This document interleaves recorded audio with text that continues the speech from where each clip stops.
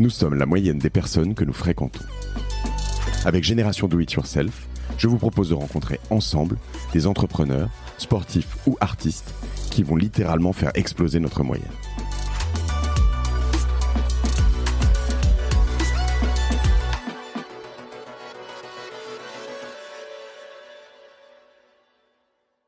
Je sais pas si tu peux revenir à l'idée que tu vas vivre dans un monde inconfortable. Ça, j'ai du mal à le croire que tu vas te quitter tout ton confort moderne.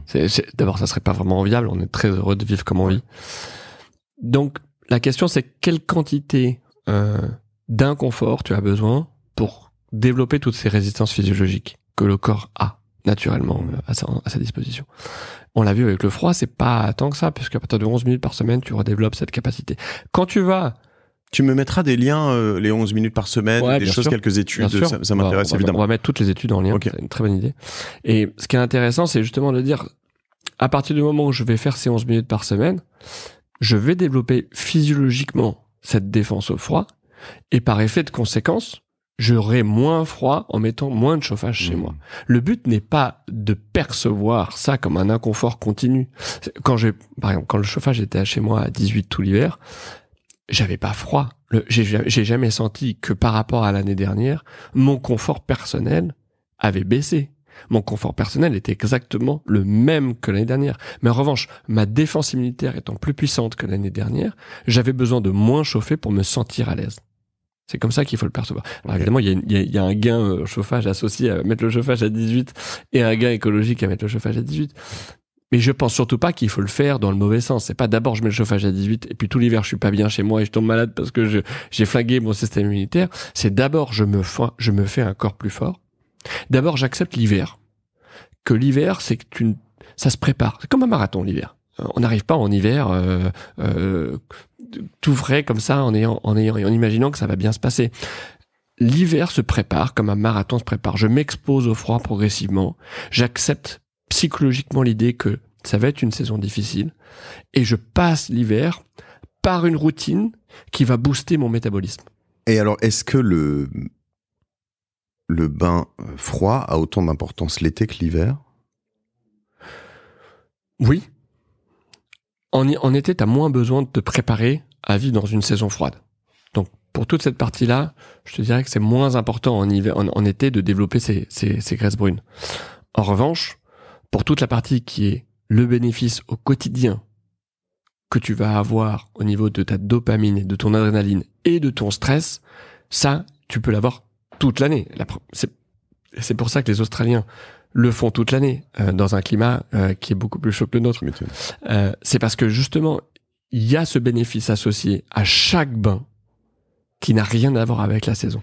Les Australiens, alors c'est intéressant, tu dis ça a été vraiment poussé par les Australiens, mais en fait, pourquoi on parle pas tant que ça des Nordiques ? Enfin, c'est quand même la sortie du sauna. Alors oui, eux, ils retournent dans le chaud directement après, mais sortie du sauna, on va dans la banquise, on fait un trou, on se met dans le froid pendant un petit bout de temps, on retourne dans le sauna. C'était quand même, j'imagine, un peu l'idée. Ils sont pas juste masochistes. On peut vraiment parler des Nordiques. La Finlande est le pays le plus heureux du monde. Si tu regardes au niveau de la population et si tu regardes sur Google, le peuple le plus heureux du monde, c'est la Finlande. C'est quand même un peuple qui vit dans des conditions sacrément hostiles. Et si tu veux, pour moi, ça pousse l'idée du confort et du bonheur chimique. Te plonger dans le froid va activer cette hormone du bonheur. Aller faire des saunas, de la même manière, va te mettre dans un état chimique de bonheur. Et donc tu peux te poser la question de savoir si c'est pas ta routine qui te rend heureux versus tes conditions extérieures qui te rendent heureuse. Et je pense que les Nordiques ont développé ces cultures parce que justement ils vivaient dans un monde qui est très hostile une grande partie de l'année. Et qu'il fallait développer le moyen de renforcer le système immunitaire dès le plus jeune âge. Il fallait trouver le moyen de se créer une saison estivale en plein hiver à l'intérieur du corps. Hyper intéressant. Et que en ayant un corps plus fort, en ayant par le sport, en ayant ces pratiques physiologiques d'exposition au chaud et au froid, ma perception de l'hiver, malgré son hostilité, n'est pas la même. Parce qu'encore une fois, c'est très important. Le bonheur, il est chimique. Ce qui fait que je me sens heureux dans mes pompes tous les matins, c'est que j'ai un niveau de dopamine qui circule dans le sang qui est élevé à la fois en valeur absolue, mais surtout en perception de ce que j'avais avant. Si vous pensez que... Alors moi, je te suis complètement là-dessus. Il est chimique. Si vous pensez que Cardoso, une fois de plus, fumait la moquette, sachant qu'il fume pas grand-chose, a priori, je ne fume pas. il dans le bonheur qui est chimique, je te rejoins dans une certaine partie, c'est-à-dire que il est aussi, je pense, un peu dans une forme de choix, mais en tout cas, souvent on va dire le bonheur, c'est peut-être les conditions, l'argent, le lieu, la famille. En fait, tu vois des gens qui arrivent à être heureux. Encore une fois, on parle pas que des Finlandais, hein, mais dans la pauvreté, dans des tas de conditions qui sont pas les nôtres, pas les vôtres probablement, ceux qui nous écoutaient, mais juste parce qu'ils ont alors peut-être un peu choisi et peut-être qu'il s'impose ce genre de choses. Tu crois que c'est un peu des deux aussi ? Il y a aussi une question... Alors, moi, ce que je crois, c'est qu'on a... T'as été malheureux dans ta vie ? J'ai eu des phases difficiles. Dans ma première boîte, beaucoup de stress, avoir l'impression que j'arriverais pas à relever ce challenge, avoir l'impression que l'environnement devenait trop difficile, entre la concurrence des taxis, d'Uber, etc. À un moment donné, je sentais pas que j'étais en possession des éléments qui permettaient de relever le challenge. Donc, je sais ce que c'est que d'être dans une position difficile de stress. Mais ce que je pense surtout, c'est que... Tu le cachais ? Ouais, bien sûr. En tant qu'entrepreneur, oui, je suis en maîtrise. Tu montes jamais tes faiblesses, mais c'est probablement comme ça que tu développes des maladies, c'est que le stress te ronge. Tu montes tes mains ? Ouais, parce que j'ai de la dépigmentation sur les mains. J'ai fait un vitiligo, qui est donc une maladie auto-immune. Sur les pieds, j'ai vu tout à l'heure aussi. Je l'avais vu sur tes pieds avant les mains. Probablement lié au stress. Ça fait partie de ces maladies occidentales que la médecine occidentale n'identifie pas comme liées au stress, mais que personnellement j'identifie que je lie au stress. Et c'est ce qu'en médecine chinoise en tout cas, et qui sont des médecines plus de la prévention. Ils associent toutes ces maladies de peau dites bénignes, comme l'eczéma, le psoriasis. Ça peut être des pelettes de barbe, ça peut être des grisonnements de la barbe, etc. Ce sont des maladies qui sont des expositions sur la peau d'un stress inflammatoire qui peut être un stress ou qui peut être un déséquilibre sur une alimentation. Okay. Mais ce que je voulais revenir un peu en arrière sur ce que tu disais, c'est que on vit dans un monde où on a développé le culte de la réussite sociale comme étant l'objectif, si tu veux, la fierté et le bonheur. Tu disais, est-ce que le bonheur c'est d'avoir plus d'argent, est-ce que c'est le bonheur, etc. Je te dirais oui, mais le problème que tu as dans ce monde-là, c'est que tu condamnes une petite partie de la population à accéder au bonheur, mais tu condamnes surtout une grande majorité de la population à pas y avoir accès. Parce que tu n'auras jamais un monde dans lequel tout le monde est riche. C'est par définition pas possible, puisque dans ce cas-là, tous les prix monteraient et tu te retrouverais de nouveau dans la même situation où la valeur unitaire de l'argent t'apporterait moins. Donc, ce qui est intéressant, c'est d'être plus riche que les autres, en fait. C'est plutôt ça le game. Je pense que c'est justement ça le sujet. Si la seule façon d'être riche, c'est d'être plus riche que les autres, dans toutes les situations, tu n'auras jamais tout le monde qui est riche. Donc, il faut développer, selon moi, une culture où tu peux avoir une fierté d'accomplissement qui n'est pas que par l'argent. Et dans une société comme la société australienne ou comme la société américaine a su le démontrer, où tu mets en avant et tu valorises le développement physique comme étant une forme de réussite, tu permets à d'autres formes de personnes d'avoir cette réussite sociale. Si tout d'un coup avoir un corps parfait, si tout d'un coup avoir des compétences physiques extraordinaires, savoir courir un marathon, sont des choses qui sont reconnues par la société comme étant des vraies vertus. Et je te rappelle qu'aux États-Unis, tu peux quand même accéder dans les plus belles universités juste sur tes compétences sportives. Ça montre bien à quel point ils le valorisent beaucoup plus que nous. On rentre pas à HEC parce qu'on est fort en foot, hein, sauf si jamais j'ai raté une étape.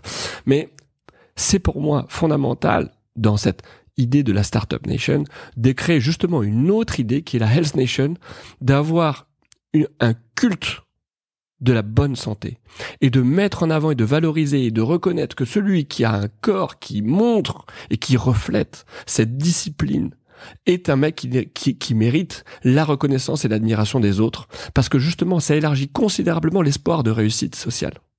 Tu réussis pas que par ton argent, tu réussis par un autre biais qui ne nécessite pas d'argent. Se lever le matin et faire des pompes et faire des squats et faire du sport avec n'importe quelle application, ça nécessite pas d'avoir accès à une salle de gym chère.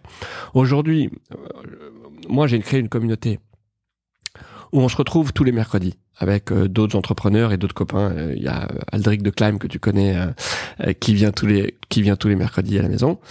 On se retrouve le matin, on fait du sport ensemble, sans équipement particulier, et on commence notre journée par ce challenge à la fois du froid et de l'exercice physique qui te conditionne ensuite à avoir une sorte de fierté intérieure. Tu vois que tu te dépasses, tu vois que tu te progresses semaine après semaine, tu vois tes compétences qui montent, comme quand tu prépares un marathon. Ça génère véritablement une fierté en toi. Tu me parles d'Aldric, pardon, mais vous, en fait, vous vous ressemblez vachement. Et non, vous pourriez être frères. Vous l'avez jamais dit? On pourrait être frères. Ouais. Aldric, je le connais depuis que j'ai 15 ans. Aldric Camillet de Climb, en effet. Qu'on salue, ainsi que sa sœur, d'ailleurs, puisque c'est elle qui m'a eu le dossard pour le marathon des JO.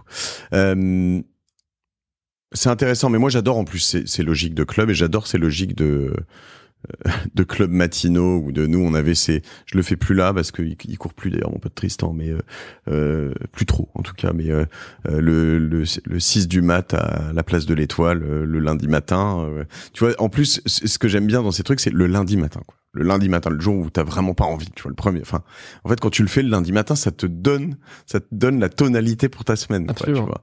Donc 6 du mat, après en fait derrière t'es invincible, quoi. Parce que le lendemain, voilà, ce que je trouve difficile dans tout ça, parce que tu vas m'expliquer un peu toutes les autres routines ou toutes les autres, je sais pas si ce sont des privations ou changements que t'as pu faire là-dedans, mais c'est que moi, j'aime bien l'idée. En fait, là, en ce moment, je suis assez fort. Je me lève à 6 du mat beaucoup. Je cours. J'ai dû le faire 3 fois cette semaine. Je trouve ça cool. Mais encore une fois, j'ai un marathon. Puis après, en fait, tu te fais rattraper par, je suis invité à tel événement. Donc, je dis non à tout, finalement. Parce qu'il faut, pour se lever à 6 du mat, tous les jours, il faut dormir à 11 heures, quoi. Voilà. C'est que 11 heures, tu dors et a priori, t'as pas bu 2 pintes, 2 à la limite, ça va. Mais voilà. Et tu, t'es quand même rentré dans un trip où t'es en maîtrise. Si tu te couches tous les jours à 1h du matin, les 6 heures, tu l'oublies. En tout cas, sinon, tu finis par exploser. Je pense que tu as tout à fait raison. Ce qui fait que tu peux changer ta vie, c'est que tu t'imposes une rigueur de vie. Si je dois faire du sport avec des copains le matin à 8h, que je sais que mes copains vont être en forme pour faire du sport, ça va conditionner la manière dont je me couche la veille. Et je vais être capable de refuser de boire une deuxième pinte parce que je sais que le lendemain matin, je vois mes potes et que j'ai pas envie d'être ridicule quand je fais du sport avec eux. Et donc, non seulement c'est sain de faire du sport le matin, non seulement c'est sain de voir ses potes le matin et de cocher la case sociale, mais c'est surtout sain parce que ça conditionne la manière dont je vais me coucher le soir. Et que c'est la motivation dont j'ai besoin pour refuser ces tentations le soir en société.